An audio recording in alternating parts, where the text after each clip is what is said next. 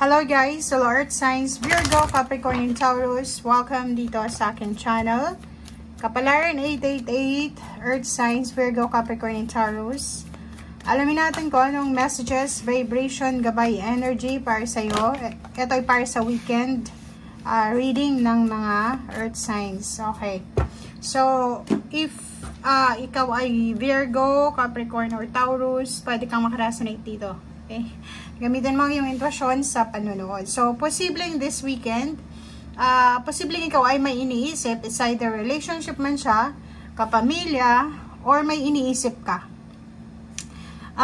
Nakikita natin dito, pwedeng isang babae yung nag-iisip sa lalaki, or yung lalaki yung nag-iisip sa isang babae. Comment down below if feeling nyo hindi kayo makatulog, na parang balisa kayo, kasi parang may nag-iisip sa inyo, or may mga yung iba sa inyo balisa dahil ang dami-daming mga issues na kailangan i-settle.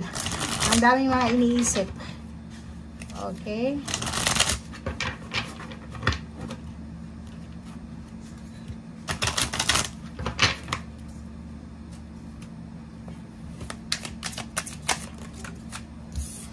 Okay, second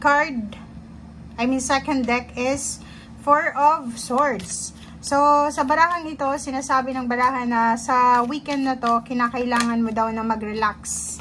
Okay? Kailangan mo daw mag-relax, kailangan mo magpahinga. Kailangan mong magkaroon ng time for meditation, for reflection. Nakikita natin dito ang dami-daming mga mensahe. Okay? Ibig sabihin, yung iyong social media accounts, email, chat, call, ay posibleng magiging sobrang busy.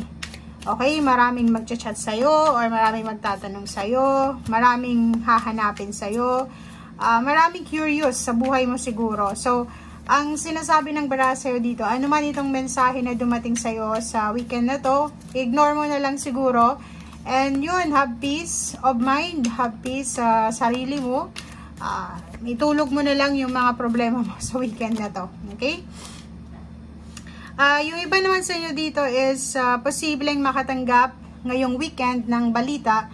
It's a good news card tungkol sa isang travel. Pwedeng relocation, pwedeng magre-relocate ka na, or pwedeng magta-travel ka sa malayong lugar, or posibleng ikaw ay ililipat sa ibang lugar kung ikaw ay nag-work, or nakikita natin dito yung movement, yung progress, yung possible na pwedeng success or victory, parang ganun. So, parang nakikita mo or nararamdaman mo, naabot kamay mo na yung victory and success.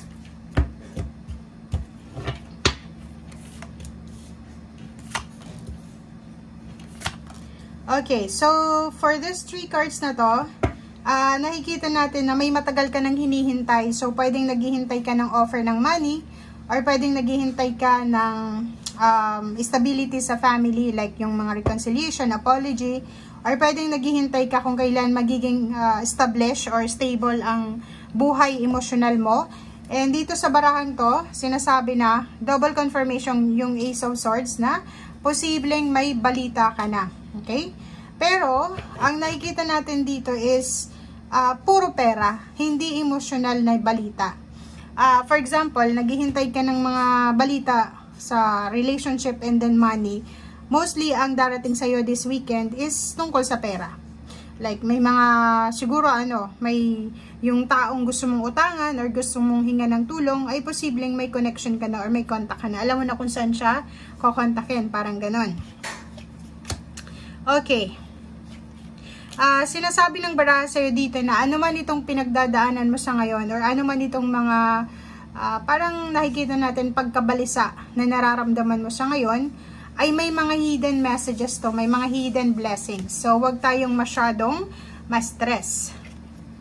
Okay, so kailangan mong kumalma, wag mong hayaan na nakawin ng stressful na thoughts na ito, or kung ano man itong iniisip mo, pagkabalisa na yan, ang weekend na to. Kasi kailangan mong gawin kung ano yung mga nararapat mong gawin. Kasi nakikita natin, sobrang busy kayo. Sobrang busy, sobrang, anong tawag dito?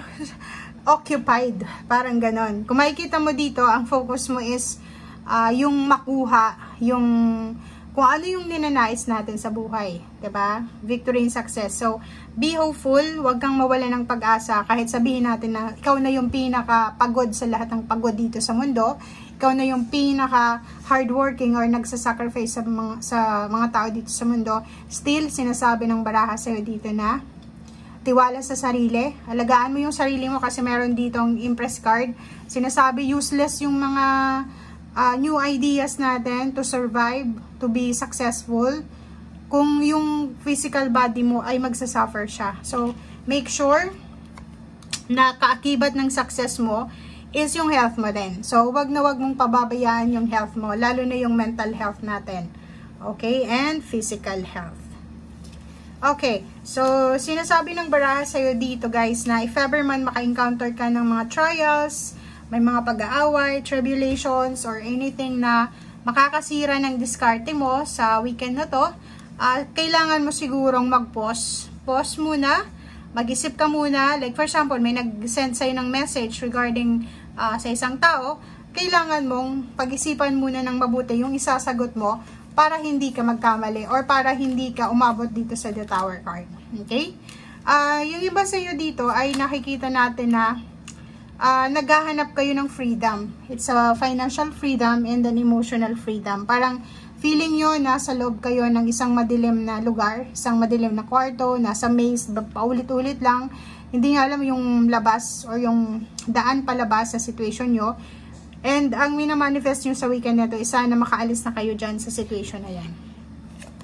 Okay? Financial happiness, financial fulfillment. Yun yung gusto mong mangyari and victory and success eh. Feeling mo hindi ka nare-recognize, feeling mo parang na-outcast ka. So, konting tiis, konting tiyaga, konting pagpapasensya, yun daw ang magiging sandata mo, lalo doon sa mga Taurus natin na nanonood sa ngayon. Kasi yung Virgo and Capricorn, siguro alam nyo kung ano yung gusto nyong gawin, but yung ibang Taurus parang medyo magiging emotional siya and hindi niya mapapansin na nagiging magagalitin siya or kung ano pa man. So, nandito yung Hierophant. Sinasabi ng Hierophant natin dyan na may mga possible na help. May mga taong pwedeng makatulong sa'yo. May mga taong pwedeng bigay sa'yo ng kuro-kuro, point of view. O yung pwede natin mahinga kumbaga, ng konting idea. Like kung ano man ang pinagdadaanan mo sa material or emotional. So, wag mong kakalimutan na hindi ka nag-iisa dito sa mundo, 'di ba? Lahat ng tao dito konektado. So, baka iniisip mo, wala akong pamilya, walang tutulong sa akin, hindi nagkakamali ka doon, okay?